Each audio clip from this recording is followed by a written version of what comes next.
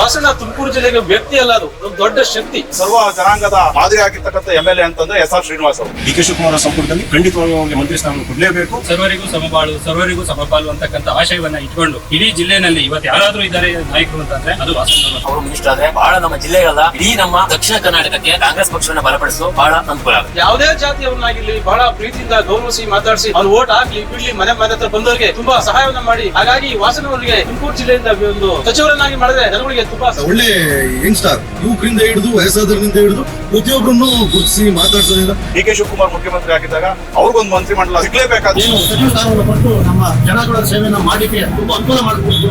ಯಾವತ್ತು ಯಾರು ಸಂಘಟನೆ ಮಾಡಿಕೊಂಡು ಬರ್ತಾ ಇದ್ದಾರೆ ಮತ್ತು ಕ್ಷೇತ್ರದಲ್ಲಿ ನಿರಂತರವಾಗಿ ಜನರ ಒಟ್ಟಿಗೆ ಸಂಪರ್ಕವನ್ನ ಸಾಧಿಸಿಕೊಂಡು ಬರ್ತಾ ಇದ್ದಾರೆ ಅಂದ್ರೆ ಅದು ವಾಸಣ್ಣ ಅವರು. ಶಾಸಕನಾಗಿ 4 ಕೋಟಿ ಗಟ್ಟಲೆ ಕೆಲಸ ನಡೀತಾ ಇದೆ.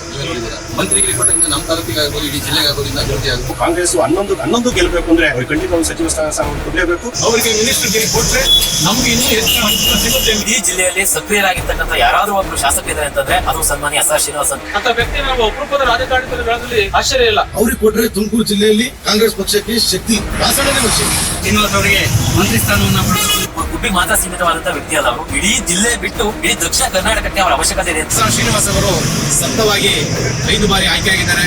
ಅವರಿಗೆ ಮಂತ್ರಿ ಸ್ಥಾನ ಕೊಡಬೇಕು ಮಾಡಬೇಕು ಅಂದ್ರೆ ನಮ್ಮ ವಾಸಣ್ಣ ಒಳ್ಳೆ ಕಾರ್ಯ ನಡೀತಾ ಇದೆ.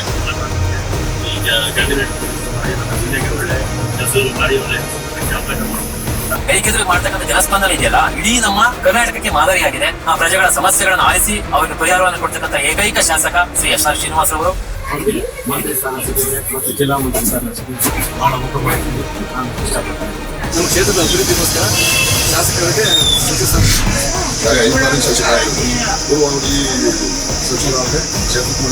ಆಮೇಲೆ ವಾಸಣ್ಣ ಅಂದ್ರೆ ಇಡೀ ನಮ್ಮ ಜಿಲ್ಲೆಯಲ್ಲಿ ಹೇಳು ನಿಮ್ಮ ಶಾಸಕರು ಅಂತ ಪಡೆದಿರೋ ಇವರಿಗೆ ಮಂತ್ರಿ ಸ್ಥಾನ ಕೊಟ್ರೆ ಬಹಳ ಅಚ್ಚುಕಟ್ಟಾಗಿ ನಿಭಾಯಿಸ್ತಾರೆ. ಈ ಕ್ಷೇತ್ರದ ಅಭಿವೃದ್ಧಿ ಆಗ್ತದೆ.